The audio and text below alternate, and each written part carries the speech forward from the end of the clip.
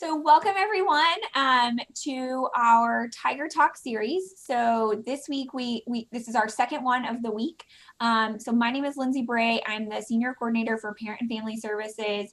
And today we have Daniel Napier, the Marketing and Outreach Coordinator for Housing and Residence Life with us, to talk a little bit about what it's like to live on campus, what move-in process will be like, and a little bit about this fall and what it means to live on campus in general. Welcome, Daniel. Thank you so much for being here. We know this is kind of a crazy time in residence life in general, so we really appreciate you kind of taking the time to talk with us and talk to our parents. Can you tell us a little bit about residence life and what it means to live on campus? Absolutely. Thank you so much for having me, Lindsay, and Parent and Family Services here at the University of Memphis. Like you just mentioned, Lindsay, as the Marketing and Outreach Coordinator, my job is to make sure that incoming students, prospective students, parents and families know kind of all the offerings that we offer when it comes to living on campus, what it really means to live here on campus, that environment and the relationships that you get to build here over your time. And just really all those experiences that are wrapped up with living on campus.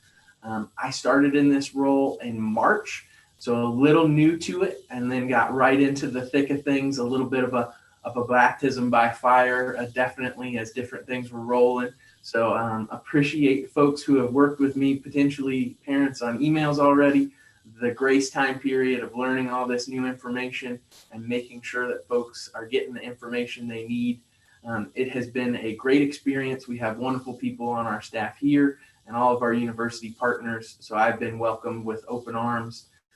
It's been interesting times for sure.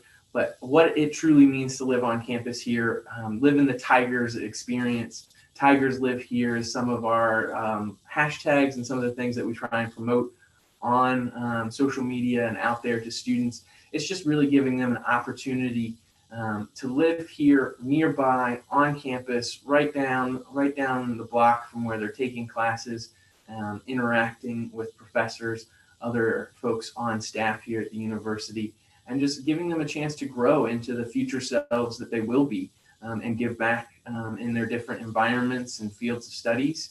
And we just want to foster a safe space for them to do all of that, giving them ample areas to study, ample areas to connect and meet new folks within halls. All of our residence halls are staffed by RAs. They're charged with putting on programs that are going to challenge students as well as just help them get to know more about the university in somebody else's name. So you're not coming in looking like a deer in the headlights, like you don't know anybody, first experience. So that's kind of some of those simple things that our office really strives to provide. And especially in the current environment we found ourselves in, know that can be challenging. We'll talk more about that as we go along, but that's what we're really here for in housing and residence life. Great. Can you tell us a little bit about the housing options that are available for our students and what they look like? Absolutely. So here on campus, we have 8 different living communities that range anywhere from more traditional double rooms, pod suites, so potentially 10 to 12 rooms on a floor or a wing, over to apartment townhouse type options that would be single rooms with shared living and shared bathroom areas. And then GSFH, our graduate student and family housing, is another offering that we have on our South Campus on Park Ave. Those are single family, 1-2 bedroom apartments and townhouses that we can offer over there. To name the 8 different communities, we have Centennial Place, which has a mixture of traditional double rooms as well as apartments.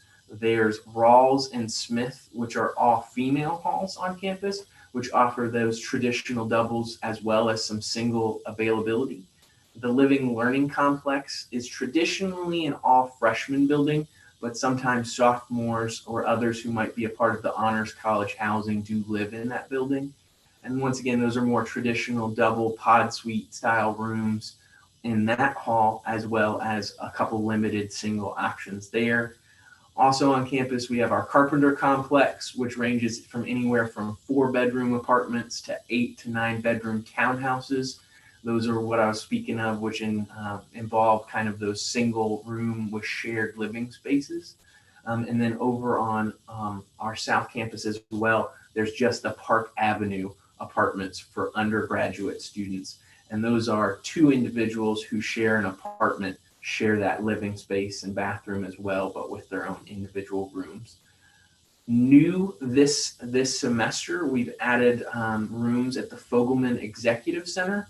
Potentially folks whose student may have received a assignment there already. Those are single rooms that were used to be an extension of the Holiday Inn here on campus. Now we've converted that into an all-male space, so folks can live there as well. So folks who see FEC, we just updated our website with some more information on that residence hall, and our website is housing.memphis.edu for those out who might be interested. I'm sure I'll plug that a few more times, but that has been added just for this fall so far, and that will just be an all-male hall option that we have. That was the extensive list. Sorry, I just want to make sure everybody knows all about them. Yeah, no, that's great. So if a student has kind of decided they still want to live on campus and they haven't applied yet, is it too late or is there a deadline to apply? There is not a deadline to apply for housing. We are still accepting applications to this point. We're still working through that housing assignment process after a couple different delays and just waiting for different information for the university. We're still working that for some who have potentially applied in the summer time frame, maybe late spring. So we're working through our last batch of housing assignments right now. But if someone were still to apply today, I would say major limited availability right now at that graduate student and family housing. Potential wait lists might have to be put for folks out there, but any of our traditional halls, more undergraduate students, I should say, we're still accepting applications and working through that assignment process. Great. So when you mentioned in your descriptions a pod, can you talk a little bit about what that looks like for the students and kind of how that works, if it's a pod or a hallway, and how the bathrooms work? Because I know that's always a big one. Absolutely. So it differs a little bit on hall, but normally there's 10 to 12 rooms in that kind of pod or suite, if you will. And those house potentially singles, most are doubles.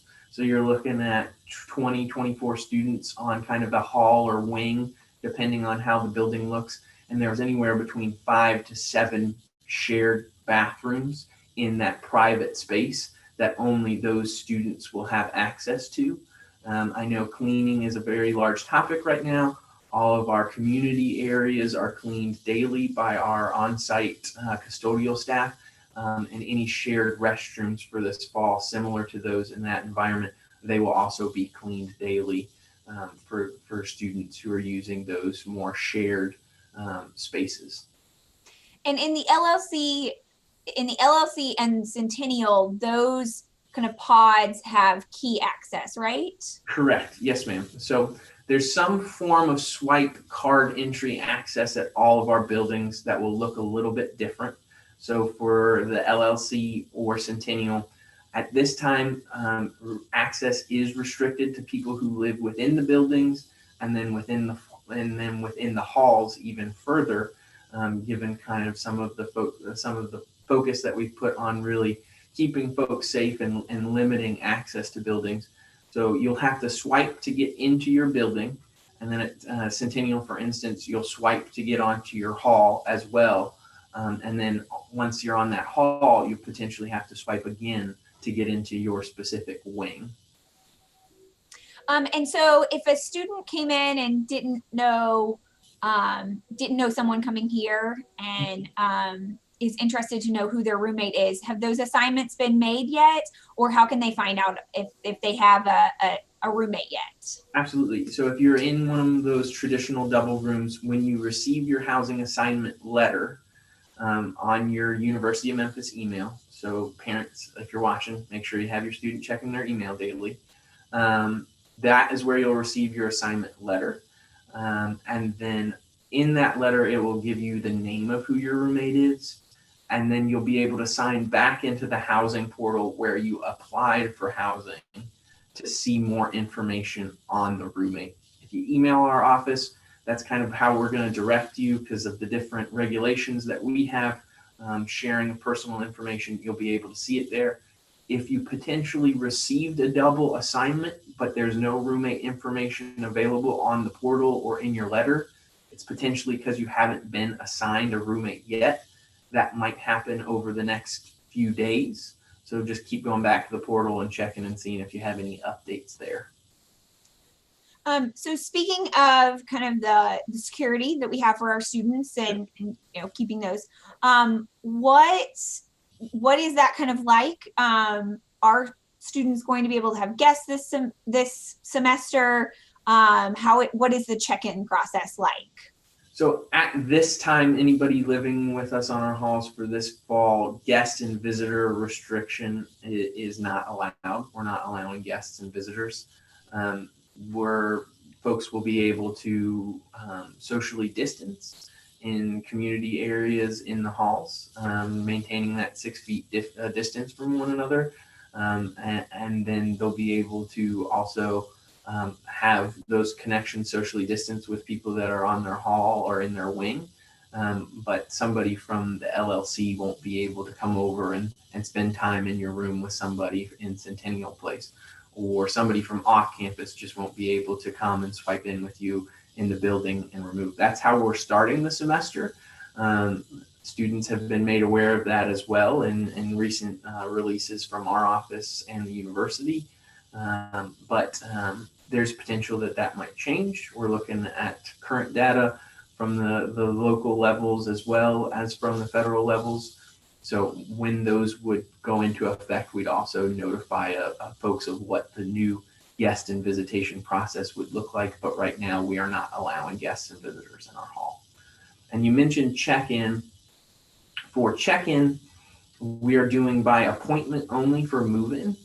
So once your student if your student received your assignment letter this past week, you should have received another email update. They should have with how to schedule a move-in appointment. If your student hasn't received their housing assignment yet, they'll get that information with their assignment letter. So you'll be able to schedule those appointments within the housing portal for specific days between August 11th and August 15th, I do believe is the Saturday. So that's when we're scheduling move-ins by appointments. There are certain groups that will be given access to move in August 10th. I know we have an approved group for band. There's some athletic groups. I know one particular that comes to mind, the Student Success Program. If your student is a part of one of those groups, they should be receiving more information about that time window on the 10th when they will be able to move into their housing assignment for this fall. But otherwise, you'd be scheduling that appointment through the portal. The appointments will be for 2-hour windows that we're asking everybody to remain pretty strict to. For instance, we'll run them from 9 a.m. to 7 p.m. So if you have a 9 a.m. appointment, your window is from 9 a.m. to 11 a.m. to move everything into that room. Students will be allowed 2 guests with them during that process. So either a mom or dad, a mom or another family member, dad and another family, whoever it might be. Those are the 2 that we're limiting it to just to keep numbers down.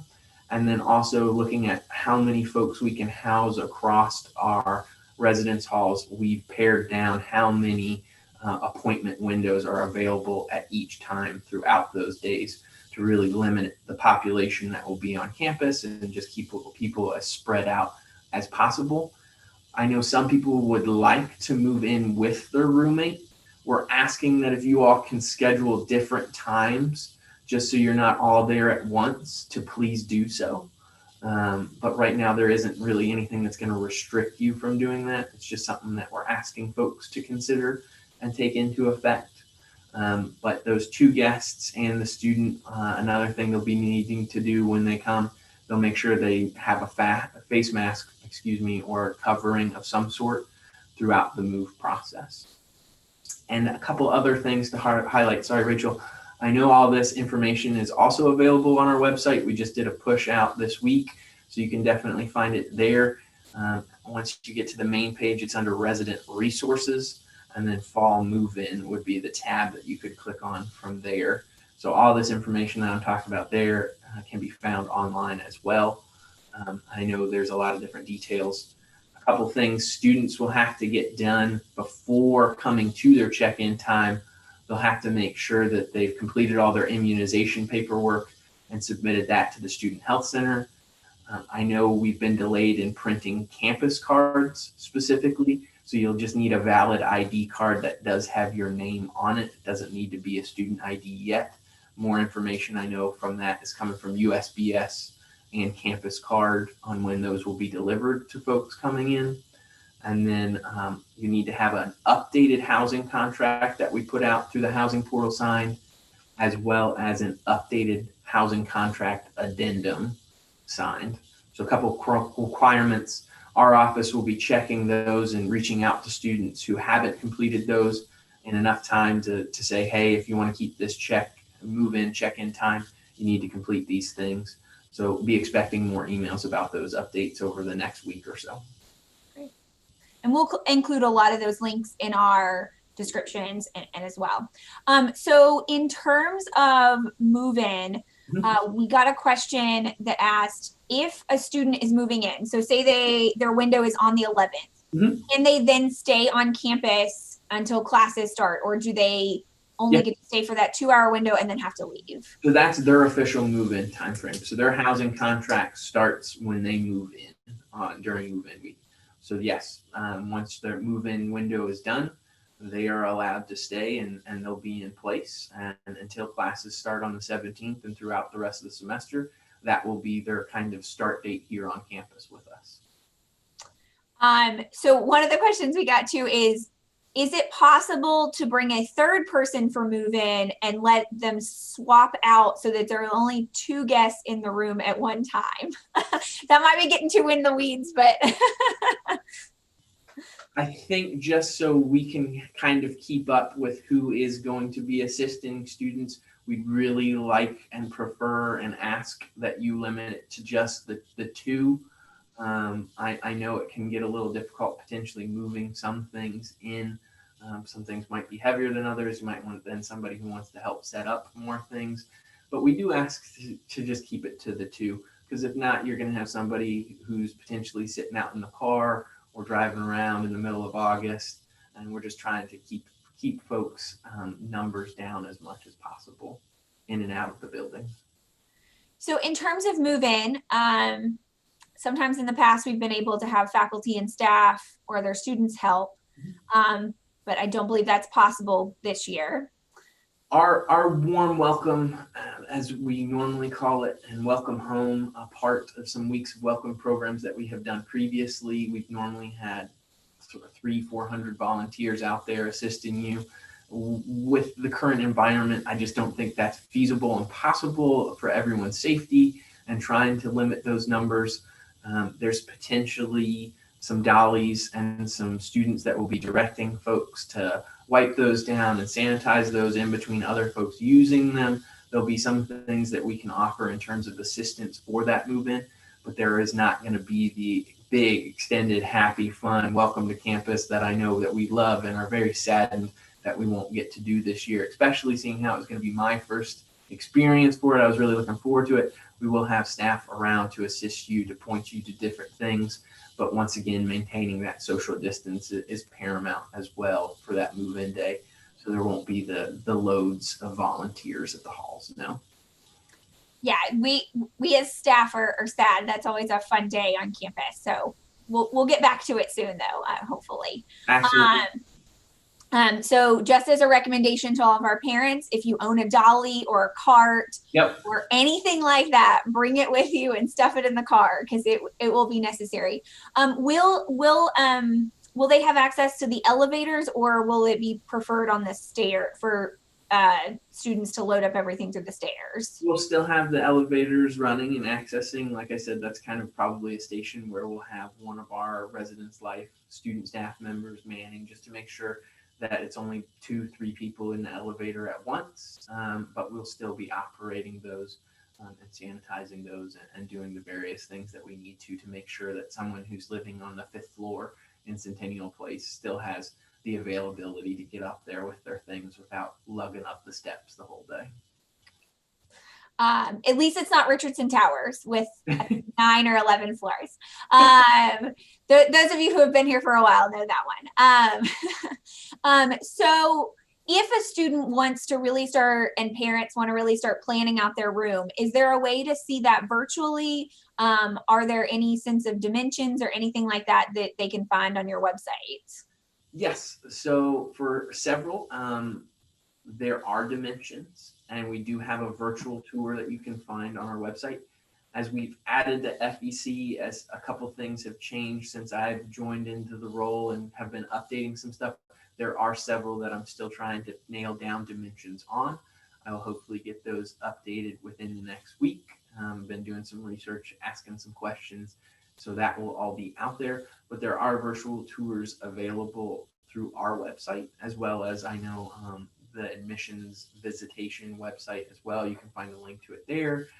It should be linked up in our Instagram to take a virtual tour.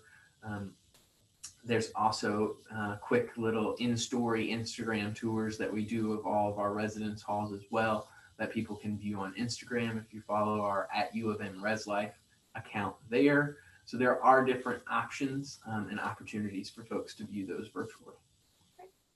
And as they're planning, is there anything that they can't bring in and move into their halls? There are a few specific things, big banners that you're going to hang on walls, Memphis flags. I know we like to show our pride in our university and our athletic teams, but there's certain things like that, tapestries to hang on wall. A great resource on our website is in a Housing 101 section of our website is a what to bring checklist. And then that includes a what not to bring portion. For instance, no George Foreman or hot plates in the room grilling up burgers to set off some fire alarms on a Saturday night or anything like that. But that information is definitely on our website. There's also a quick PDF that folks can print out and start checking off some items depending on kind of where their residence hall is and where their assignment is. They can start checking those away. For folks who are really interested in the sheet situation, just want to make sure that twin extra long is what you're purchasing for all of our residence halls except the FEC. The FEC is actually queen beds, so you'll need to provide those as well. Yes, very exciting for 50 potential students who might get that assignment. But everywhere else, twin extra long is the way you want to go. If you come up twin, you'll be losing a few inches on the end. And short sheeting is something my dad told me about in the 80s, so we don't want to do it to any of our students now. And as a plug, we have done a couple of parent panels this summer, and then we're doing one next week for our parents out there. And those parents have great advice on some little extra things that their student needed as well. So if you want to check those out, we'll put the links in there to do that as well. So one of kind of the other questions is, so say a student moves in and they're not so happy with their room or their roommate. Is there a chance for them to move around? And what is the time frame for that? So room change is still up in the air for us. Under normal circumstances, room change normally happens at the end of the first week with students being on campus with us. Once again, with kind of wanting to limit who is where and moving around and all those different pieces, and then potentially another move in and move out date, we're still looking into that. I'd say if a student has a request before they arrive on campus, we have a room change or a potential request list that we're keeping actively on our end right now, trying to address as many of those items beforehand as possible. So if there's anything a student might want to request now, to please do it now. There's no real guarantees with any of that. It's just kind of based on availability that we might have. Of course, there's other room change requests that might change around some of that availability, other people who have decided maybe not to live on campus with us this fall. So that could open up some availability. I know we've received a lot since we released housing assignments last week. A lot of intake. We don't have right now a auto-generated email response. So we are still working on those. And we do apologize if it's been a few days and you haven't heard something specifically about a room change request. We're really doing our best to work through those and still finish up assignments for other folks who haven't got any. So it's really a tandem process right now. So we appreciate your patience. We ask for it in advance a little bit, and we definitely will get you a response. And we're trying to work before the end of this month so you can know whether or not that request will really be available or not. So folks know, this might be jumping ahead a little bit, but the cancellation fee, specifically for housing applications or housing with us this fall, under normal circumstances, anyone who cancels after June 1st is charged a cancellation fee. That's normally $200. With us not getting assignments out until much later than normal this year, we've been very flexible with that date. So anyone who is interested in potentially canceling their housing application with us this fall, we're asking folks to do that by the 30th of this month to avoid that cancellation fee. After that, the cancellation fee is really something that goes in effect from that 31st of July until a check-in time frame. And then after that, there's a couple other things in language that we use. But when you hear cancellation fee, it's really before you arrive and check in that might be associated with your account. And to go back a little bit back to move in, there was a question about that scheduled time. So does the student and their guests, do they need to show up only during that time, or do they need to show up a little bit early? What is the protocol for that? I would say my dad has always told me, my parents have always told me that if you're not 15 minutes early, you're late. So if you're at 11 and you show up at 10:45, there will be some check-in things to make sure we've got items. We of course will have to see your student's ID to verify and everything. So there'll still be some of those check-in items that will happen. For all of our residence halls, we'll have tents set up outside of our buildings for where those activities will be taking place. Can I see your ID card? Checking your name off. Here you go. Here's some information. Here's your key to get in your room. There are those items that say if you have an 11 o'clock in the morning and if you show up at 10:45, we'll work through those. So at 11, you can really start the true move-in process. So no, we're not going to say you're probably 11. We can't work with you till 11. Of course, if you're there a few minutes early, we're going to work with you and get through those things. Showing up an hour early, 45 minutes early, those type of things, that's when we probably be like, well, we have you at 11. If you come back at 10:45, we'll start this process so you guys can get in and access your room and all that fun stuff. And during that process, should the student should be the one who handles that, and the parents and families will be encouraged to wait in the car this time. Correct. With doing it outside and we having enough space, hopefully that week of August is mild for Memphis weather. You never know. Hopefully it's not wet and rainy. I'm just saying that out loud so I can speak it into existence that we're going to have a nice, calm move-in week. But if we're checking somebody in and you're socially distant over waiting for him or her to get done with that process, there's not going to be any issues with that. But yes, whether it's the check-in process, whether it's emails from parents wanting to know what your student's assignment is, how do they cancel, I'm trying to be as respectful as possible, but once again, with rules and regulations that we kind of have in place, we are not able to exchange that information with you, the parent. It's not that we don't want you to be involved or know information, but we can only share those type of things with the student account holder. So if you ever have any question about anything, I'm going to say you can email housing or you can email me, but just expect that sometimes there might be a question that we just have to then direct back to your student. And the same would be true for that check-in process. Yeah. We can tell you generally things. Correct. If this were to happen, then this would happen. So in terms of move-in, there have been some questions around obviously COVID and potential testing. Can you talk a little bit about if those decisions have been made and how students are, what is that process going to be like for students coming into the residence halls? So I know there's been a couple different things released, and I talked to our interim director just this morning, making sure, and then reviewing the president's email as well, just so we're putting the direct message out there from our department to folks. Based off the communications that have been released, any sort of testing requirements will be based on the most current national, state, and local health guidance. At this point, we have not received that testing is required for students to return to living with us on campus. So your student will not have to take a COVID-19 test to check and move in to their residence hall.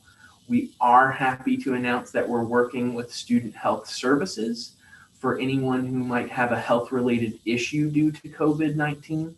And then our partnership as a university with the University of Tennessee Health Sciences Center is allowing free testing for any U of M student. So that will be available and those plans and procedures will be in place. Also, we have self-quarantine and self-isolation plans and procedures and housing spaces available for anyone who's living with us this fall and has a housing contract. So we have those things in place in the event that someone would need to self-quarantine or need to self-isolate. But once again, right now, you do not have to take a COVID-19 test in order to move and check in with the University of Memphis this fall. And I know that Dr. Rudd mentioned in a recent email that we are encouraging our students who are living on campus to stay on campus so that we can kind of keep them together as well. And so absolutely, I know many of them will go home a lot. They go home a lot on the weekends and things like that. So we really are encouraging our students to stay on campus if they're living here, to stay on campus. And talking with a couple of different folks, Lindsay, it's just been, I think everyone has personal responsibilities right now given the environment, and students living with us definitely need to realize that they have a student responsibility as well to the campus community and the environment. I know things are ever changing. I know the word fluid is out there. I know that classes will be a mixture for this fall. But also when you're looking at that student housing contract, when you're looking at that addendum, when you have the policies and conducts that you have, there is a lot of this that still does come back to students and their responsibilities of, if you're out in a community area on campus, you're remaining 6 feet socially distant. If you're out and about in open, you are going to have a mask or face covering on of some sort. Really, in our halls, if you're not in your room and you're walking out and about, you will have to have a mask or a face covering on. You will have to practice social distancing. We're going to have hand sanitizer stations set up, and they'll be able to be refilled if they ever go empty. We're going to have those throughout our halls for hand hygiene. So we're really having all these steps in place, but then there still is that student responsibility as well. That's great. We did have a quick question about the cleaning process for the bathrooms. I know you mentioned that's going to be done daily. Is there anything else you want to mention about that? I think, like I said, I say it again, like community areas or any shared bathroom spaces are be cleaned daily. In terms of all of our rooms throughout our residence halls, they will be deep cleaned and sanitized before students arrive. Once a student does check into that space, it does then become their responsibility to keep it clean and keep it sanitized, though. And so that would apply to, I believe it's South Hall that has two rooms, share a bathroom. So actually, with some of our plans, South Hall will not be available Okay. this fall and has been taken offline as a active residence hall. But for instance, say you're in a Centennial Place apartment, that's kind of a shared bathroom space in and amongst the 6 individuals that have their own rooms in that apartment. Those rooms, those shared living spaces, that bathroom will be upon them to sanitize and keep clean. I think there's 2 bathrooms in a 6-person apartment there. And so you mentioned RAs, so resident advisors. Can you talk a little bit about their role with students, and how they help students adjust and what they plan for students? So our RA staff, like you mentioned, resident advisors, they're on every wing or hall, depending on where you are. Excuse me, they're really charged with setting up programming, and they're going to be challenged, I think, to set up social distance programming for everyone, but they're up to the task. We'll have some trainings for that before we get the move in and school year underway. But they're really there to make sure that you have that instant connect, that person you can go to if you have any questions. They are all upperclassmen. They have lived with us before. They know kind of the campus feel. So it's just kind of from that day one, somebody that you can connect a name and a face to then be like, hey, real quick, where is this? Or, hey, there's something with my room. I need to put in a maintenance request. How do you do that? Like those simple kind of questions there. But the RA can get back with them or connect them with someone. And they're that kind of first line of just welcoming them to living with us.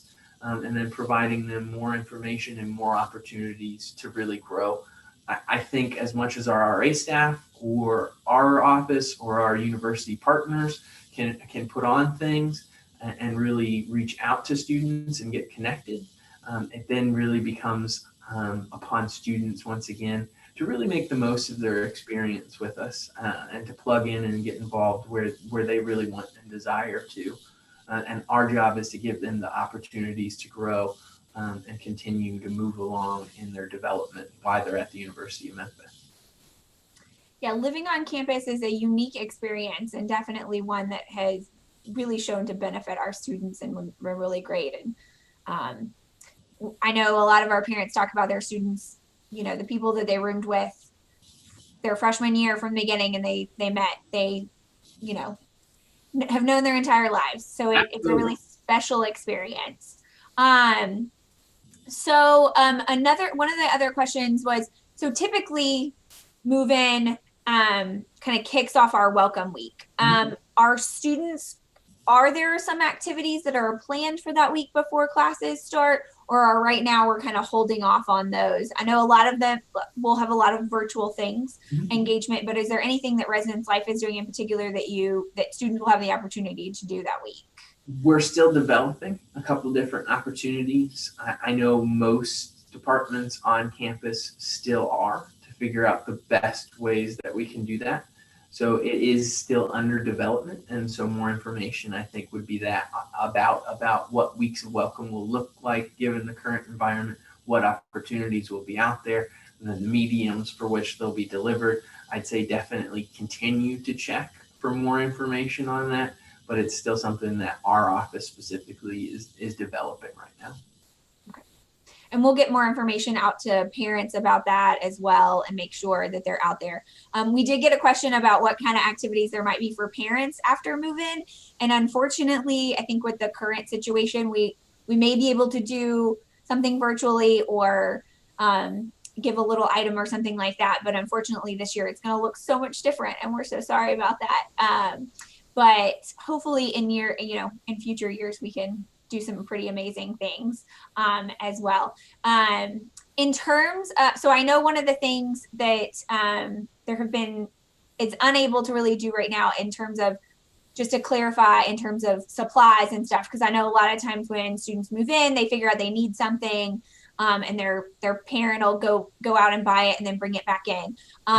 In this case, just to clarify, once a student moves in and outside of their time block, that parent or family member cannot come back into the residence hall to bring that back in, correct? The student would have to kind of come out, pick it up from them, and take it in. That's correct.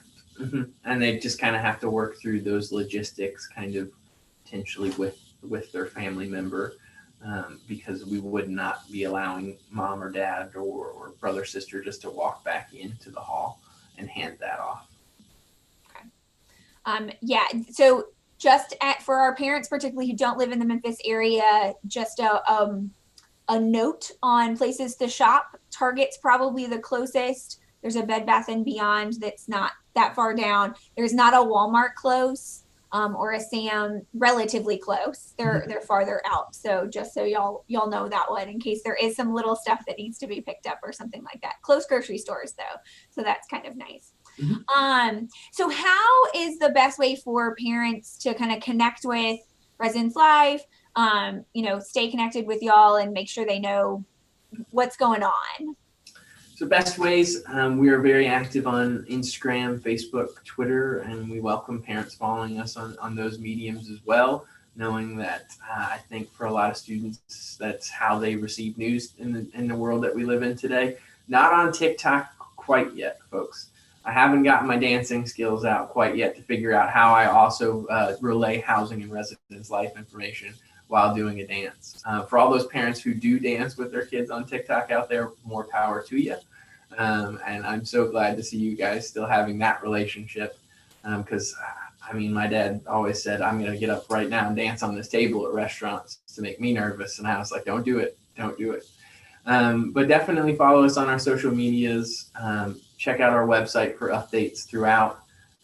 Email us housing@memphis.com or memphis.edu with any information and questions you might have. Like I said, like you mentioned, we can give those questions very generally, and then potentially point you in other directions on how your student might be able to get that information that they're looking for. Those are primarily our top ways to stay in the know with us and be ready and expect what we have coming out of housing and residence life. So if they need to come by your office, where is that located? So our office is actually located within one of our residence halls. It's where I am right now today, within Centennial Place Residence Hall, which is right off of Central Ave if you're local in Patterson. There's a couple of big parking lots out back. There's one general lot potentially. Right now, we are not really accepting too many outside folks into the office, just with the limitations that are on the campus. So phone call or an email would probably be best right now. I know we'll be operating with staff all around, including the office during move-in though. Once again, just make sure that socially distant, wearing a mask if you're entering the office to have a question or if there's anything like that. But we're in Suite 175 in the Centennial Place Residence Hall. Yeah, it's right through the front door on your left. So you can definitely find it in there. Yep. So is there any, one other question we got is, so in terms of those pods or hall, like pods or an actual hall, are those one gender or are they mixed? So we only offer currently same gender residence halls. I know there's been a couple different communities and organizations that have looked into expanding our residence hall offerings across genders. But right now it's either just male to male or female to female for our residence halls currently. But so just so parents are aware, if in Centennial, there might be one pod that is female, and then there might be one that's next door that's male. So yeah. Correct. Sorry about that. No, just clarification in case of anybody. So in addition to, obviously our students need some place to rest their head and to hang out. Can you talk just a little bit about meal plans and what they might need to do to sign up for that? Yes. So meal plans used to be within the housing portal until recently. There was an update. Now they are part of the campus card login page. And you can find information that will point you to that page through our website as well. The URL is quite long and I don't remember it off the top of my head, but I do know through our website there's action to get to that campus card login page, and more information for the Dine at U of M website, so you can understand what you are offered with each meal plan and what the prices associated with those are. Students can change their meal plans. I want to say you can change up to 3 times, but after that 3rd time, you do become locked in what the meal plan will be moving forward. So all of that information can be found online on our website as well. And same kind of goes with canceling meal plans. That's also done through the campus card login page now. And typically it is a certain number of meals per week that students get. And then they get, in addition to that, an amount of Flexbox that they can utilize at other dining locations. So the way we do it is there are certain locations where they use their swipes, and then certain are just kind of pick up. So like our Chick-fil-A and Panda Express and things like that, so that parents are aware. And then they've got those Flexbucks they can use, and they've got some guest swipes typically as part of that. And then we also have, not to confuse you all too much, we also have it's called Tiger Eats money. So that is that $300 that all of our students have, and that is automatically applied to a meal plan. So if your student has a meal plan, the Tiger Eats money just goes straight into that. So no problem whatsoever, kind of takes care of that. But if they decide not to do a meal plan for whatever reason, they automatically have those $300 that'll be part of that they can spend wherever they want to on our campus.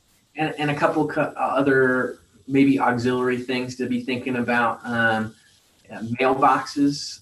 We don't accept mail directly to our residence halls unless you're a GSFH, so graduate and student family housing, or a Park Avenue resident for undergraduates. Those do have addresses that can be delivered to them directly. If you're in one of our traditional halls on the main campus, you'll need to work with mail services.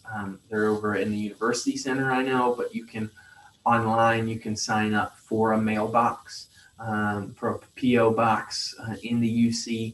So that's how students receive mail and packages and goodies and stuff like that from parents and other people throughout the semester.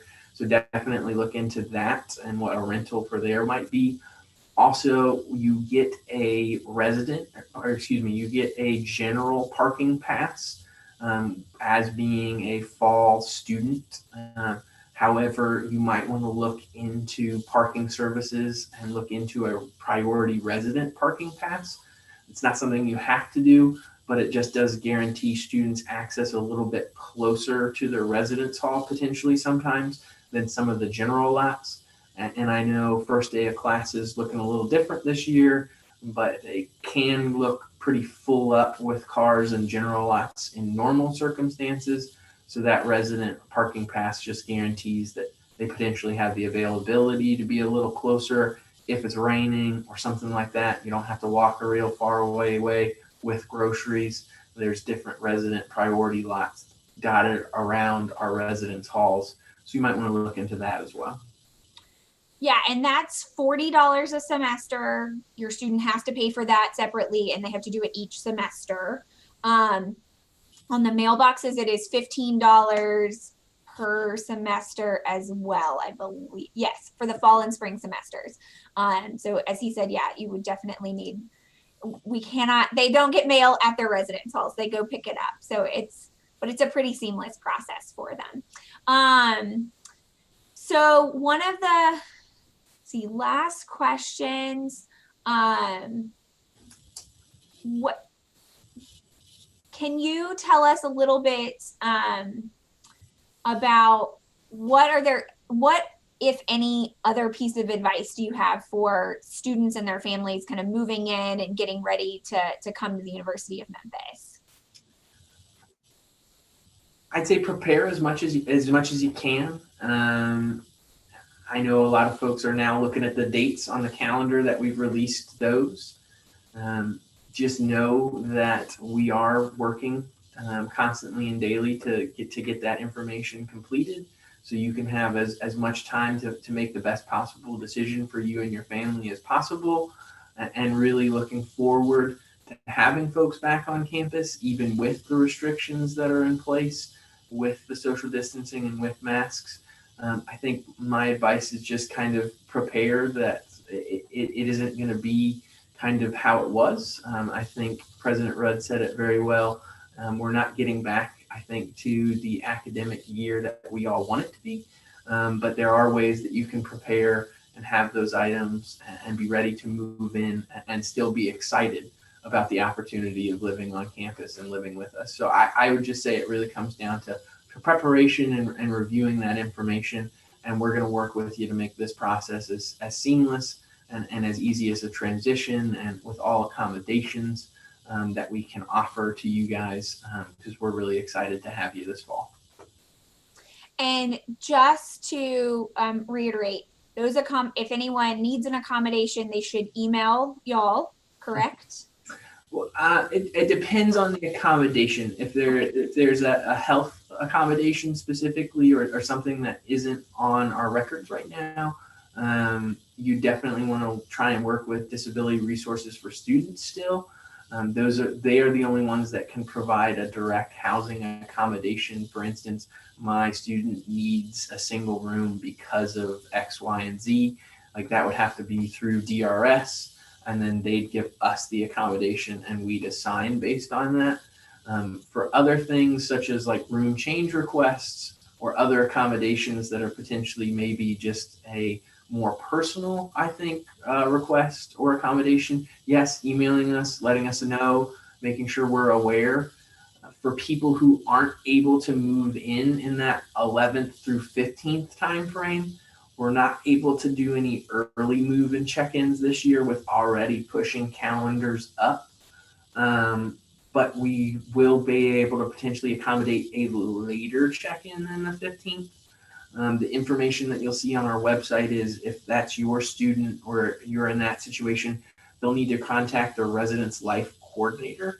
So we have our RA staff, but then for each building, we have a specific professional staff member that's a residence life coordinator that's over the RAs and the building.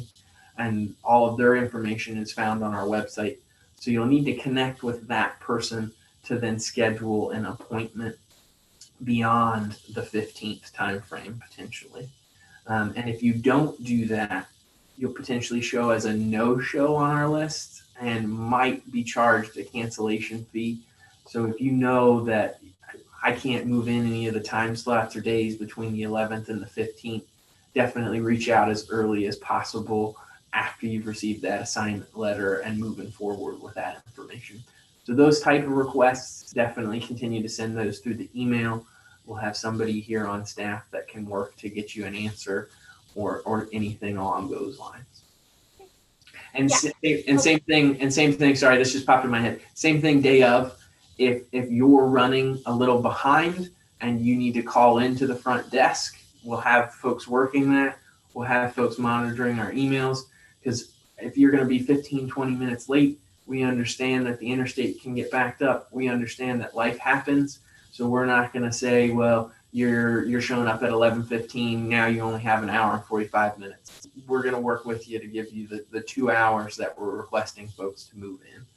So whether it's a phone call to our front desk, we have a lot of great student workers that are assisting us there and getting you guys answers, or it's that email to housing. We're here to work with you all and work with students and families as much as we can. Great. Yeah, when in doubt, contact. It's okay to ask questions. That's what we're here for.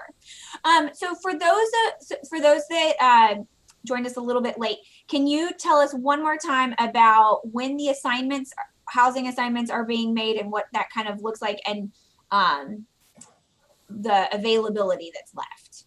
So our first wave was made last Friday. So you potentially received it then. And we've been working through some changes that have come in from that. Second wave, potentially this afternoon. I know we're still working on some more that have been released today, but definitely within the next few business days, we're working to make sure that we get all of those assignments finalized. So if you haven't received it by the end of today, I would say within the first 2 days of next week, we're really pushing to get those finalized and out to folks who haven't received them yet. Because we understand that that fee payment deadline that's coming up from USBS is August 10th as well. And so we've received some emails, hey, my student hasn't received their housing charge yet. That charge gets added to their student account once they've received that finalized assignment. So we know we're trying to get that information done so we can focus on potential change requests so people can move forward with paying items that they need to. So we're really trying to wrap that up within the next week. And then I know that was the assignment process, but availability, we're still putting folks. It is kind of limited in terms of changes right now because we're still having some folks cancel, some folks move around. So we're handling those kind of on a case-by-case basis with a list that we have running. I would say the only place that's extremely limited right now is graduate and student family housing. And we'll handle that as on a kind of case-by-case basis. We didn't really talk about that too much, but graduate and student family housing are 1-2 bedroom, potentially flat apartments that we offer on our South Campus for folks who have families or who are married, and then also additionally folks who are registered within graduate programs for us. So we generally have a lot of folks looking into those, and they're normally sought after. So right now we are finishing up the last few assignments out there, but that is one that is extremely limited right now, I think, in terms of availability. Well, thank you so much, Daniel. We really appreciate you taking your time to talk with the parents, and I know they really, really appreciate it too. If you have any questions or anything like that, please feel free to email us, parents@memphis.edu, or you can email Residence Life. We're always here to help you also in case we can take some of that burden off too. So we appreciate it, and I think as best we can, we want to make sure we're giving the same information, working together as partners at the university do. I know we're all one team here. I know we're all experiencing this for the first time as a university, as a parent, as a student. So we're all in this together from my book. Yeah. Well, that's great. Well, thank you again. We really appreciate it. And just for our parents, we will have our parent panel next week. So we hope you'll join us in.